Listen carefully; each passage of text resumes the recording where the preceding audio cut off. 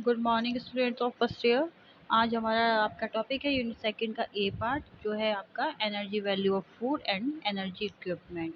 Means जो energy देने वाले फूड जो होते हैं उनकी एनर्जी हम किस प्रकार मेज़र कर सकते हैं, किस इक्विपमेंट की सहायता से मेज़र कर सकते हैं, वो हम इस पार्ट में जो है पढ़ेंगे। तो चलिए गर्ल्स स्टार्ट करते हैं। भोजन का ऊर्जा मूल्य उसके रासायनिक संगठन पर निर्भर करता है। मीन्स जो भोजन है आपका जो उसका एनर्जी है किस पे डिपेंड करती है, आपके केमिकल कंपोजिशन पे। वे खाद्य पदार्थ जिसमें जल की मात्रा अधिक होती है तथा इसलिए उनका मूल्य कम होता है। मीन्स जो खाद्य पदार्थ आपके जैसे खीरा हो गए, ककड़ी हो गई, तरबूज हो गई, क्योंकि इनमें भरपूर मात्रा में जो है वाटर प्रेजेंट रहता है। आपका जो है पपीता हो गया, तरबूज हो गए, खरबूजा हो गया, इन सब में क्या है more amount of water present रहता है इन फूड प्रोडक्ट में। इसके ठीक विपरीत जो है जिनका भोजन पदार्थों में जिनमें जलांश की मात्रा कम होती है, मतलब जिन भोज्य पदार्थों में आपके वाटर कम मात्रा में प्रेजेंट रहता है उनका मूल्य आपका अधिक होगा। जैसे आपका गुड़ हो गया, शक्कर हो गया, घी, बादाम, पिस्ता इत्यादि, ये सब क्या है आपके ऊर्जा मूल्य में अधिक होंगे।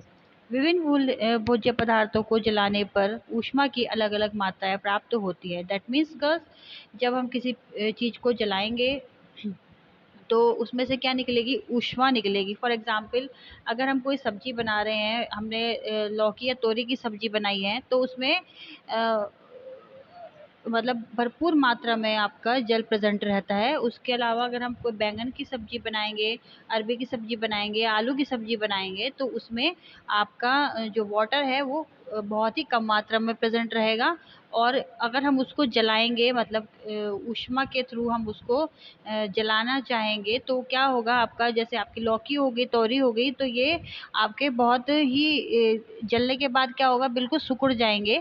अगर हम इसे किसी आग पर जलाते हैं डायरेक्ट, या फिर किसी आपके यंत्र के द्वारा जल, लेकिन जो आपका आलू हो गया, शकरकंदी हो गए, ये सब क्या है, ये सिकुड़ेंगे नहीं, क्योंकि इसमें आपके जो है वाटर कम प्रेजेंट रहता है।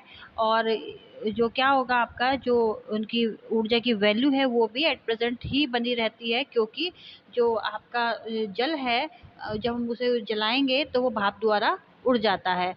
1 ग्राम भोज्य पदार्थ का जो है आपका इसमें जो 1 ग्राम भोज्य पदार्थ है, यहाँ पे गस ऑटो की जगह O2 है, मतलब ऑक्सीजन।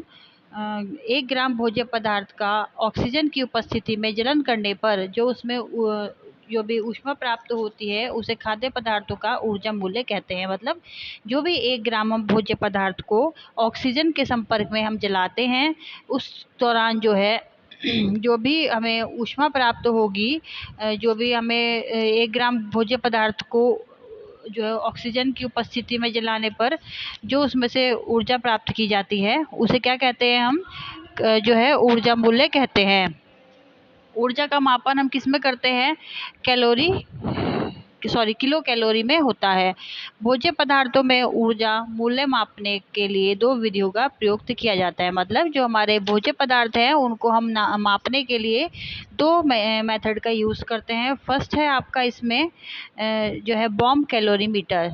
इस यंत्र का आविष्कार अमेरिकन वैज्ञानिक अटवाटर ने किया था। इसमें एक स्टील का एक भारी बर्तन होता है जिसमें बॉम्ब कैलोरीमीटर कहते हैं।